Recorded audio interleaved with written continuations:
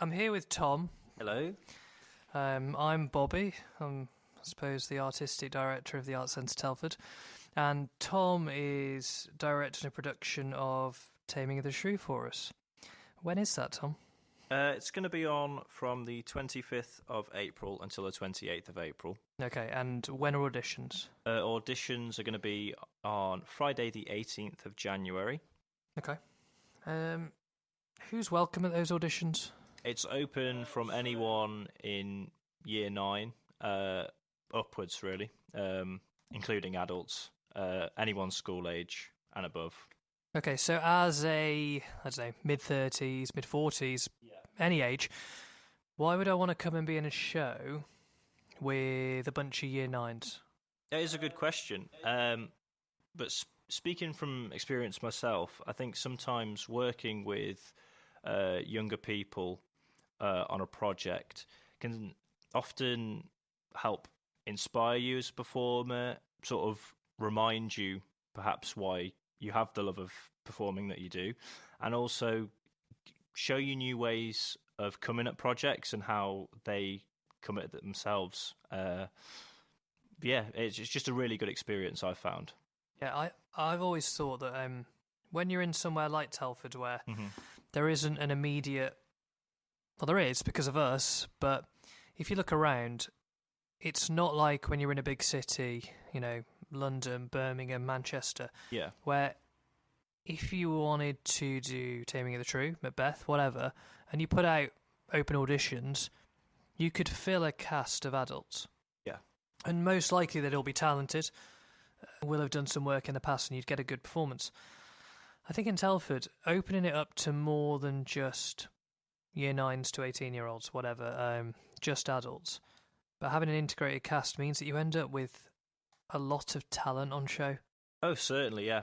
And coming at it from the other angle, having the older performers, more experienced in some cases, working with the younger cast, often can teach them more than, say, if it was just year 9 to 18-year-olds. Yeah, if I was a year 9, if I was anything, I would be jumping at an opportunity like this. Yeah.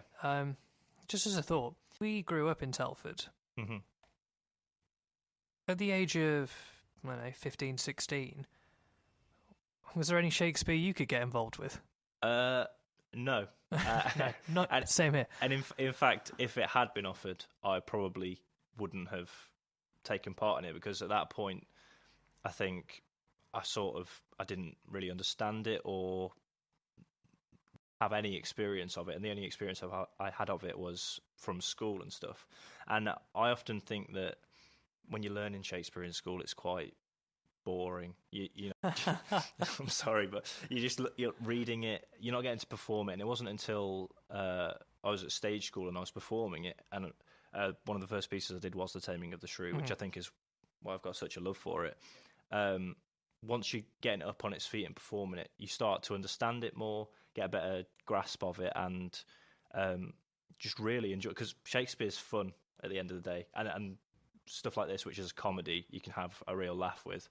I think if I'd had that at that age, I think if I had got involved with stuff like that, it would have been so beneficial to me. Yeah, well, that's what I was thinking. I directed Macbeth and actually like it for Tact, and I'm actually looking forward to seeing one that's not done by me, especially in our new kind of setup.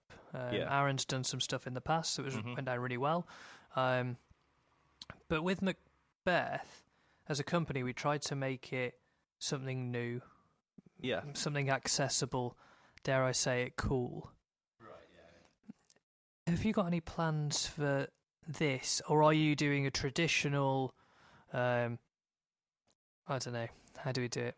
Treading the board Shakespeare with rolled R's and the likes? No, I think with this, we're coming at it more from updating it slightly, because I didn't want it just to be... there's nothing wrong with a traditional Shakespeare.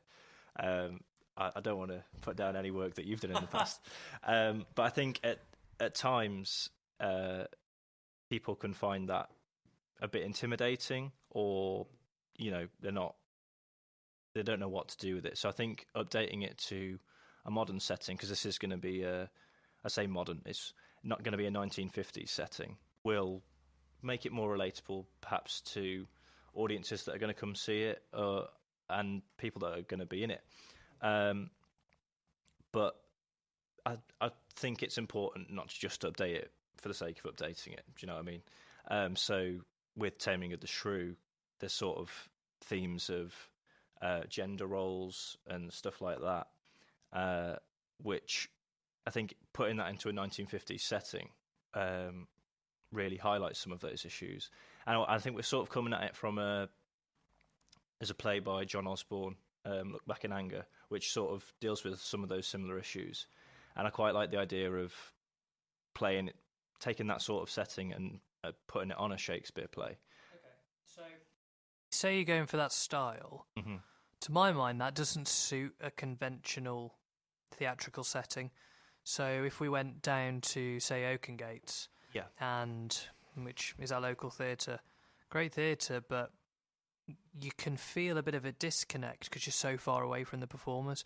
Have you got any ideas on where you intend to perform it? Yes, so we're intending to perform it here at Tact, our own building, which comes with a load of positives, really. Obviously, it's our own space, so we have access to it. We'll be rehearsing in the actual space we'll be performing in. Massive bonus. Yeah, and also the room that we're going to be performing in has, like you say, at Oakengates and stuff, you'll be quite far away from the audience, from the performers. So, Taming of the Shrew.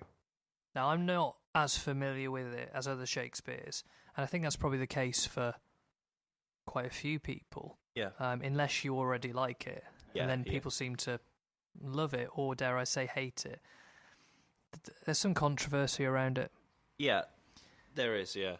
Do you want to try and I pulled up the Wikipedia page before we started recording. Let me just read this first section. Questions of whether the play is misogynistic or not has become the subject of considerable controversy, particularly among modern scholars, audiences and readers. So why this one? Well, it's interesting that there is this controversy because it is still amazingly quite a popular Shakespeare. Quite a few people that I've mentioned to that we're doing Taming of the Shrew have said to me, "Oh, that's my favourite. That's one of my favourite Shakespeares." And you sort of think, but why? Because the ending can be quite dark. Because Petruchio is quite abusive in his inverted commas taming. Okay, I'm just in case we had Year 9 listening to this. When we say shrew, right? What is it we're talking about? Because so it's a bit of a leap, isn't it? Yeah. So it's a way of describing someone who's perhaps standoffish, outspoken, quite strong-willed, and in the case of the play, it's describing a woman. Sort of, it's a derogatory term, certainly. Certainly in the case of the play, because Kate is seen to have these traits that aren't becoming of a woman, and she's not behaving in the way that society sort of expects women to behave. She's got her own thoughts, her own desires, and she lets them be known. People don't like. And so in the piece, it's about trying to get rid of it, and get her married, to find a man who'll marry her, because that's all she wants in life. It's not very 2018. No. So people often question why Shakespeare wrote this, and because it's a comedy as well, which is quite strange considering some of the subject matter.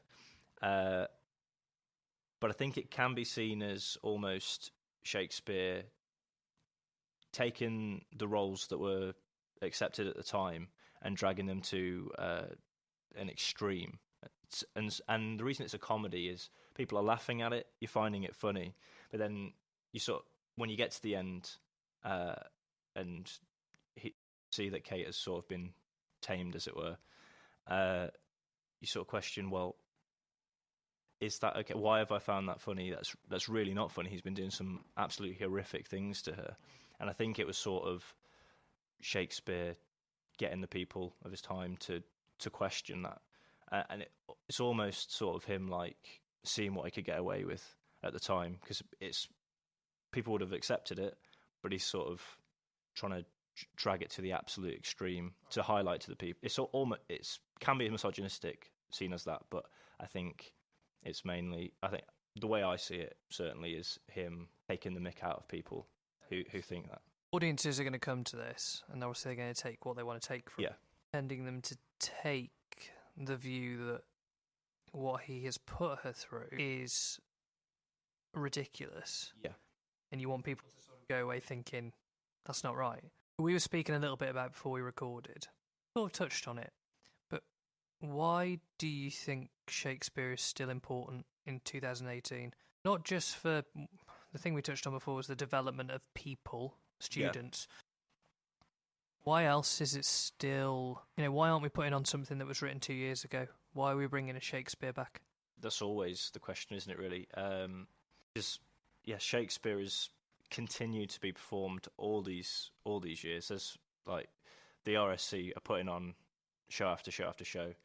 How are they not going out a bit? Why are people not bored of it yet? And I think it's because the themes are always sort of universal, and the fact that a lot of adaptations of Shakespeare's plays are like ours, is put in a different time period. The stories are sort of timeless in a sense. Like, yes, there are references to certain things from the time, but the language, the language, and like some of the metaphors they use and stuff like that. But really, the characters and the stories sort of endure through all that. And I think it's important they keep being performed to make people question those things that Shakespeare's asking people. The texts are always beautiful. Yeah. And they're always well crafted. So if you can use a Shakespeare to try and put out a viewpoint to the world, to try and get people to learn something, it's a great thing to use, because they're incredibly clever and witty, and the metaphors and the language that he uses often conveys stuff so much clearer than I think could ever be done in a modern play. Yeah, I think it's really important that we're still performing it. Personally, are you excited? Oh, so excited! As I said, Taming of the Shrew was sort of the play that got me to love Shakespeare. It's just so much fun, and I can't wait to start like getting working on it, and hopefully getting the people working on it as excited as I was when I first worked on it.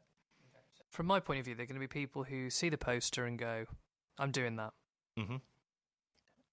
We don't need to try and convert them. They're already coming. Yeah. But then you've also got the people, probably like me 10 years ago, maybe like yourself 10 years ago, and some of our current students who are going, there's something I want to do,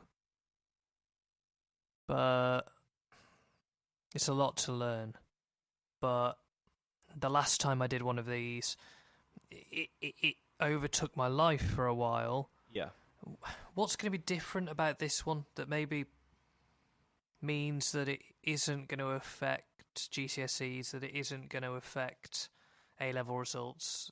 So I think I'm right in saying that this is the longest rehearsal period that we've had for a Shakespeare. So we've got a lot longer to work on it. But before we've been working on quite a tight time scale. So it maybe perhaps has overtaken people's lives, and it is, like you say, it's a lot sometimes to learn in a short space of time. It's once a week, 3 hours a week. It's not, but for 12 weeks, but it's not a massive commitment, Parent-wise, why do you think they should be encouraging their children to do that? I think sometimes it's important to, give yourself that little bit of a push. Shakespeare can sometimes be harder, but as I said, once you're getting up on its feet performing it, you can actually find that it's one of your favourite. myself. Um, I always think when you're doing something like this, but there's something about getting to the end of one of these, sitting there and knowing that you did it. yeah, We did it. It's a massive accomplishment. Yeah. 'Cause there is a lot of hard work involved. You do have to work at it. I think that's a lot to do with like the language and stuff. The understanding isn't always as immediate as it is with more modern pieces. But I think, like you say, once you've done it and you know that you did that justice and you've sort of conquered it, if you want to, the sense of achievement is just amazing. The final people we want to target, the people we mentioned at the start, these adults that are in and around Telford thinking, this is something I want to get back into. Just been doing musicals for the last 10 years. Not that I've got anything against musicals, but I'm ready to push my acting again. I'm ready to stop hiding behind the songs around these sort of larger-than-life characters and get back to the fundamentals. What's your plea to them to get them to walk through that door and audition? Just, as I say, I find it so rewarding. And you mentioned there you want to get away from the larger than life characters. Some of Shakespeare's characters are the biggest ones out there. But like you say, there's sort of nowhere for you to hide. Mm-hmm. You have to put the work in, and it's a real challenge. But if you're wanting to get back into that sort of train your acting, I don't think there's anything better that you could do. And because you have to work so hard at it, and you have to go back to fundamentals. Yeah. You have to go right back to basics. You can't just get up and go for it. No, because the words that you're saying aren't not words that you would say yourself. Exactly. And you don't necessarily know what they mean. Sometimes there's double meaning, stuff like that. Because you have to work so hard at it, I think that when you then go back to modern stuff, to musicals or whatever, you've then set yourself up in such good stead. Because you have to remember that you have to work that. You should be working that hard at everything. Exactly. Yeah. So, if you can get that sort of like mentality and training back within yourself by doing the Shakespeare, once you go back to doing other stuff, I think you're light years ahead of where you probably were before. Because sometimes when you're doing sort of more modern stuff, you can sort of you can allow yourself to be a little bit lazier. Yeah, and you can just say the words. Yeah, the audience will know what you mean. Do it, and I'm not saying it'll be bad. No, probably be all right. Be all right, yeah. But to take it to that next level, you need to put in all that extra work. And I think remembering that is the work you have to do by doing some Shakespeare, just takes it on leaps and bounds. So if you're an adult, or if you're a student, whatever, it's gonna improve you. More than anything else. Yeah. So, what is one of the first things you have to do at a drama school audition, from experience? Shakespeare monologue, or a classical monologue. Yeah. The amount of students that I get that come to me and I say, have you ever done any Shakespeare before? And they go, oh, no, I've sort of always steered clear of it, or I don't like it, I've never really understood it. And then you ask them if they want to go to drama school, and they say, yeah. Well, you sort of think, why are you not doing it? I often think that people, like you say, you go into your singing lessons every week, you get maybe going to a dance class or a private lesson, you're putting in the work in there. The acting needs to be just as much, if not more, because that's your acting can play into your singing, you can perform through the dance. Do you know what I mean? Yeah, I always think that people tend to go for the acting last as like the final, oh my God, I've now got to prepare 2 Shakespeare speeches. I've now got to prepare 2 contemporary speeches. Yeah. Oh my God, these Shakespeares are really long. How am I going to learn these? Yeah. But if you've done a whole piece... Exactly. It's like a walk in the park. You're set in such good stead. And often as well, you'll need to know a lot of the context of these plays and the stories and stuff. If you're... often a Wikipedia article or whatever, Spark Notes, isn't going to put you in good enough stead for walking into these auditions and being able to talk comfortably about them. If you performed it, you know it inside out. And people talk about Shakespeare being a lot of work. You're not going to be able to quickly read a Shakespeare in the 5 minutes before you're you walk into your audition to sort of get a good idea of what the story is. You can give it a go, but they're going to find you out. Best of luck to you. Yeah, they're going to find you out. So I think you'd be silly not to at least give it a go to get the experience, just to start you off. Start now. Yeah, the earlier you start, the better. Trust me. Yeah, I hope people do. I really hope they have that kind of. They take the advice on, right? Yeah. You know, I said this last year. The people that have gone away over the last few years, that there was no mistake. It wasn't a coincidence that they were all in the plays. It wasn't a coincidence. It's because over that year they worked so hard on everything they possibly could that they developed their acting through rehearsal, through productions, so that when they were going to their auditions, it was almost like they were already doing what they were going to do when they were there. You know, they were putting all of this time in. So anyway, that's my final plug for that. Hopefully people can tell we actually mean it, and it's not just a plug. This is just interesting to me. So people have done rehearsals with me. I imagine most people listening to this probably will have. Mm-hmm. Not everyone's done a Tom rehearsal before.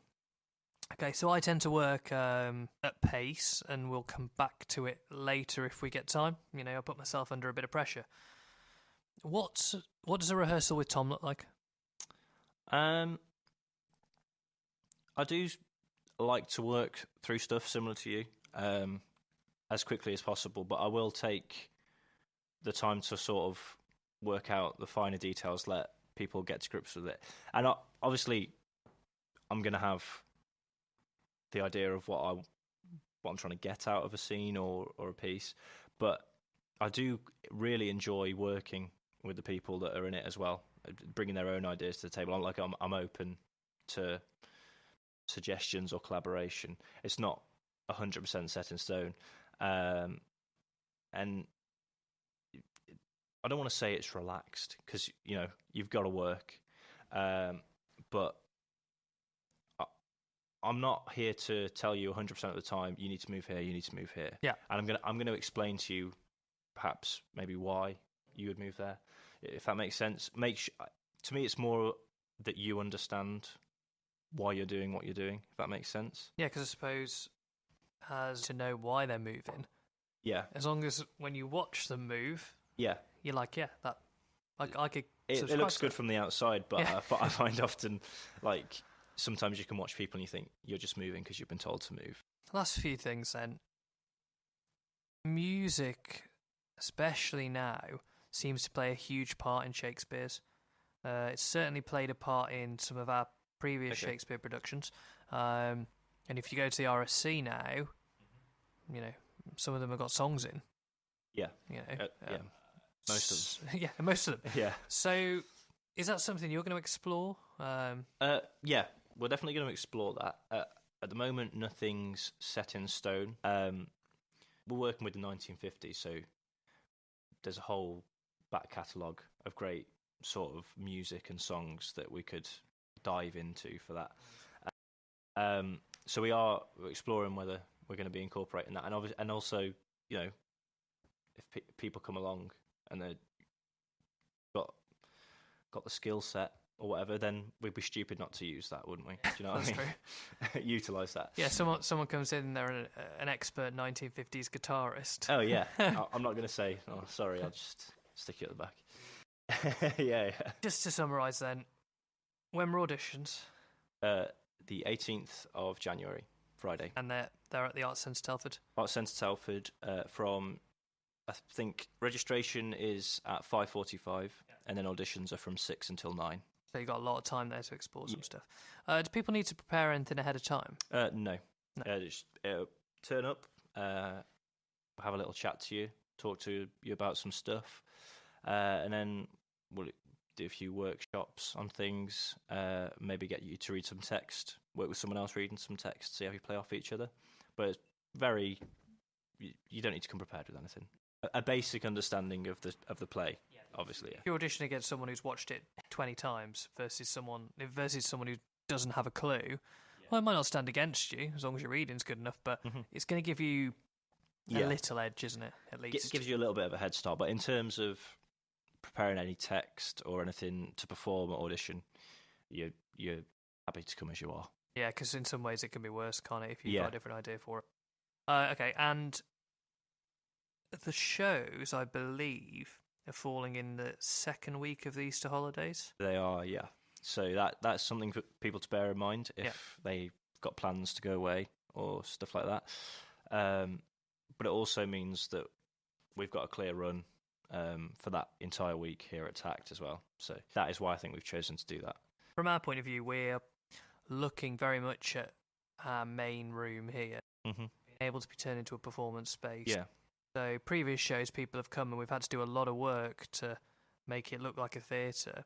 We're hoping by then there will be a theatre space in there that looks recognisably like something where you would go and watch a show. Yes. Yeah. Not just room 1 at Tact. I'm really excited for it. I think it's going to be really cool. Yeah, me too. So thank you for taking the time to speak to us. Thank you for having me. No, I'm most looking forward to this. I'm still thinking about whether I'm going to audition. You're very welcome. Well, yeah, I'd be a bit of a hypocrite. No, I'm looking forward to it. I think from some of the other things that you told me, do with it, it's going to be a great piece, and it is something that people are going to come and enjoy. It's not too heavy. No. As I say, it's a comedy at the end of the day. There are some darker aspects to it, but a lot of it is very funny. Yeah, good. Right, I'm looking forward to it. Plays are important. They are.